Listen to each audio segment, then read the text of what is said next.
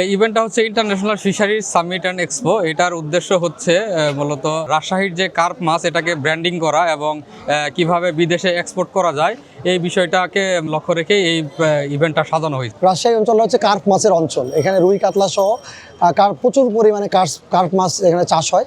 তো পূর্বে তো আগে আসলে চিংড়ি এক্সপোর্টের সাথে জড়িত হয়েছে, এটা আমাদের দেশে আসলে বৈদেশিক মুদ্রা আনয়ন করে। তো এখানে আজকের মূল উদ্দেশ্য ছিল আমরা কার্প মাছ আমরা যে এক্সপোর্ট করতে পারি সেটা নিয়ে আজকে আমাদের ইন্টারন্যাশনাল একটা আলোচনা ছিল আমাদের এখানে।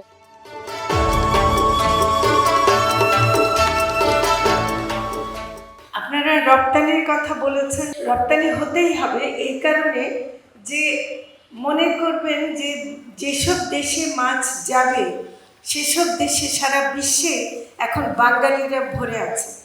আপনি আরব দেশে পাঠান, উত্তর আমেরিকায় পাঠান, ইউরোপে পাঠান, আপনার এই মাছটা কিন্তু বাঙালিরাই খাবে। আমি ছোটবেলায় দেখতাম যে আমাদের গেঞ্জি বা ইভেন আন্ডারওয়্যারের সাথে লেখা থাকে এক্সপোর্ট কোয়ালিটি। এক্সপোর্ট কোয়ালিটি মানে হলো ভালো কোয়ালিটি। তার অর্থ দাঁড়াচ্ছে হলো যে আমরা যেটা বিদেশে পাঠাবো এটা ভালো হলে চলে, কিন্তু আমাদের জন্য যেটা বানাবো সেটা একটা কিছু হলেই চলে। So that is a very wrong approach আর কি।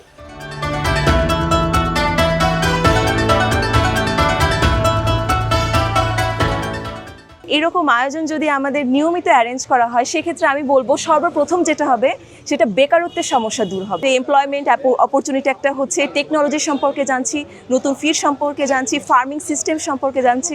এক কথা আমাদের পুরো অ্যাকোয়াকালচারে ইমপ্রুভমেন্ট আসবে। এই ধরনের এই প্রোগ্রামগুলোর মাধ্যমে মানুষদের মধ্যে যখন কমিউনিকেশন বাড়বে, আন্ডারস্ট্যান্ডিং বাড়বে, তখন তারা আসলে এই জিনিসগুলোকে বেশি অ্যাডাপ্ট করতে পারবে, এই বিষয়গুলোতে আগ্রহ দেখাবে।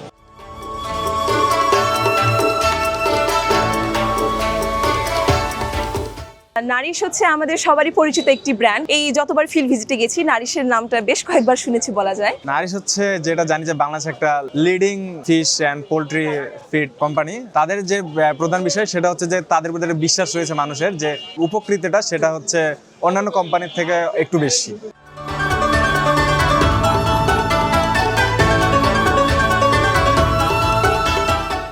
এই ইভেন্টে বেশ কিছু বিদেশি ভাইয়ার এবং সারা বাংলাদেশের অনেক বড় বড় মৎস্য চাষিরা এসে প্রোগ্রামে অংশগ্রহণ করছে এবং এখান থেকে কার্পের এক্সপোর্টের বিষয়টা নিয়ে আসলে আগানো যায় কীভাবে এই বিষয়টা নিয়ে কাজ চলছে। এই প্রোগ্রামটা এখনই হয়তো আমরা বুঝতে পারছি না, তবে আশা করছি যে এই প্রোগ্রামের মাধ্যমে আমরা কার্প মাছ এক্সপোর্টের দিকে বা রপ্তানির দিকে এগিয়ে যেতে পারবো।